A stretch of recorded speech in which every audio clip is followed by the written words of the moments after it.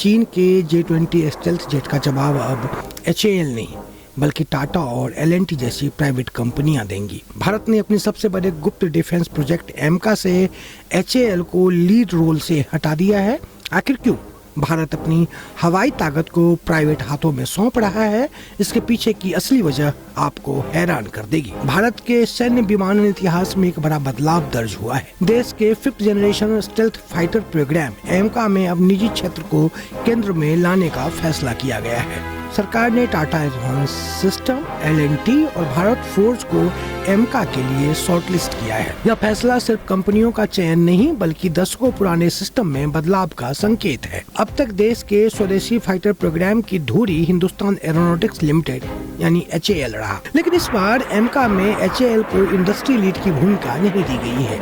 यह निर्णय प्रतीकात्मक भी है और रणनीतिक भी।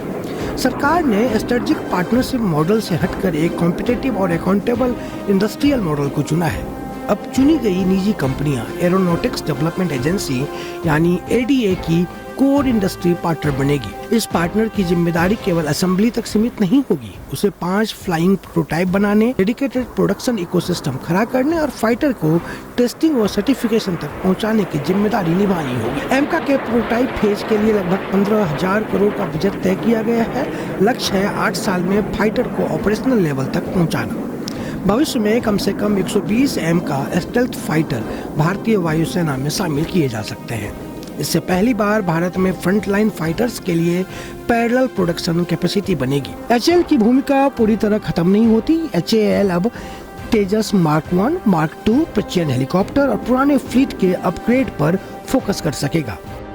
यह बदलाव ऐसे समय में आया है जब चीन J-20 स्टेल्थ फाइटर तैनात कर चुका है और पाकिस्तान भी नई क्षमताओं की ओर बढ़ रहा है। ऐसे में यह देरी अब सिर्फ तकनीकी नहीं रणनीतिक नुकसान बन जाती है।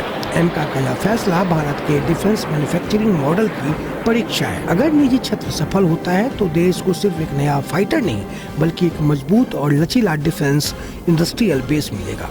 एमका अब सिर्फ एक विमान नहीं बल्कि भारत की एक नई रणनीतिक सोच का प्रतिबिंब है।